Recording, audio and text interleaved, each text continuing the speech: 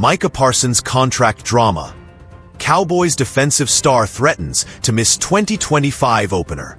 Micah Parsons, the cornerstone of the Dallas Cowboys defense, is now at the center of a heated contract dispute that could see him miss the 2025 NFL season opener. The internal conflict between Parsons, his agent, and team ownership has escalated into a franchise-shaking standoff, prompting fans and analysts alike to question the Cowboys' leadership and future direction. Chart decreasing what led to the breakdown. Parsons' contract battle intensified earlier this year when negotiations with the Cowboys collapsed. In an unusual move, Parsons bypassed his agent, David Mulugheta, and engaged in direct talks with Cowboys owner Jerry Jones. A verbal agreement was reportedly reached. However, once Mulugheta re-entered the conversation to finalize details, the Cowboys pulled back, refusing to continue the discussion. This triggered a complete communication freeze between both parties. While Parsons remains present at training camp, he has opted out of participating in on-field drills, a symbolic protest that sends a powerful message. With the Cowboys season opener against the Philadelphia Eagles scheduled for September 4th, the possibility of a full-season holdout is becoming more likely by the day. Why Micah Parsons matters so much. Micah Parsons isn't just another star player. He's the heartbeat of the Cowboys' defense.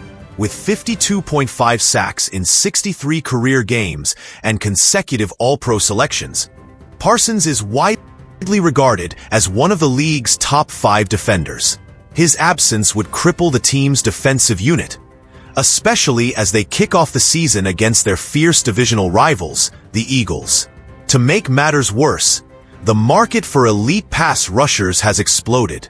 Contracts for players like T.J. Watt and Myles Garrett are now averaging $41 million annually. Delaying Parsons' deal might only increase Dallas's financial burden, or worse, damage the team's locker room chemistry. Fire Jerry Jones versus David Mulugheta, a battle of wills.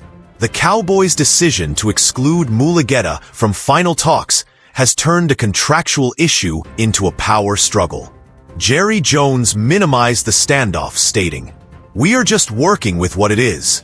I sign the check. Period." Parsons responded strongly, "I'm doing this for myself and my teammates. This isn't for Jerry." The tone has shifted from professional negotiation to personal conflict, further complicating any chance of a smooth resolution. Police Garlight new twist. Parsons requests trade. In a shocking update, Micah Parsons has publicly requested a trade.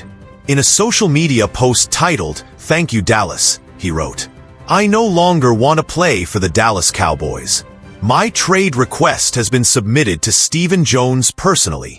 This explosive development raises the stakes considerably, turning an internal negotiation into a league-wide headline.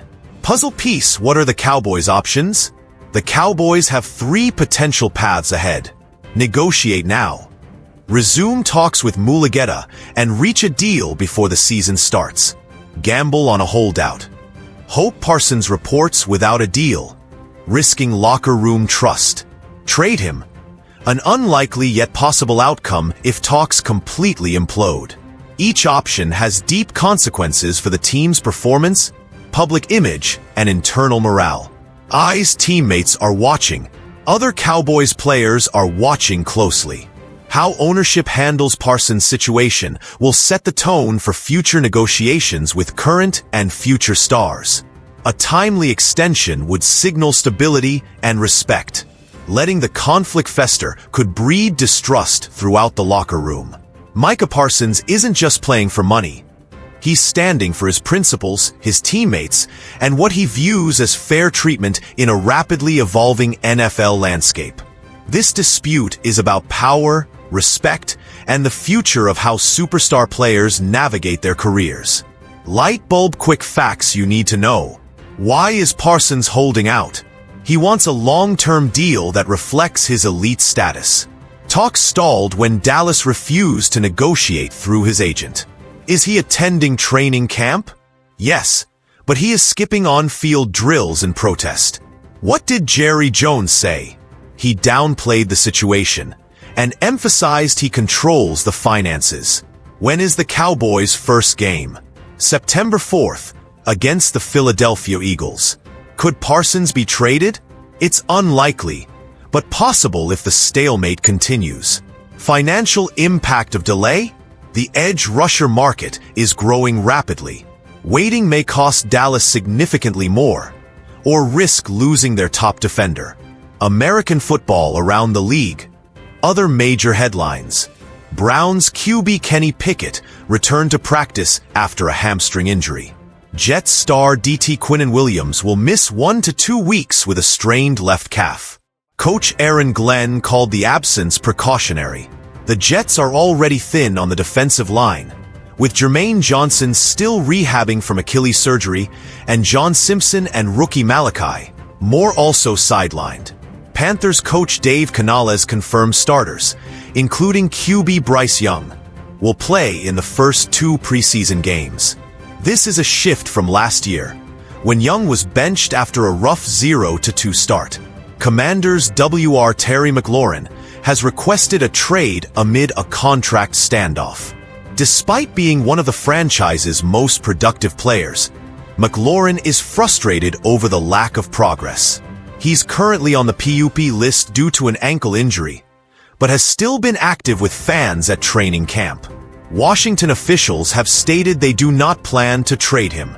NFL opens with heavy heart. The league began the season at the annual Hall of Fame game with a moment of silence, honoring the victims of a tragic shooting targeting the NFL's New York headquarters earlier this week.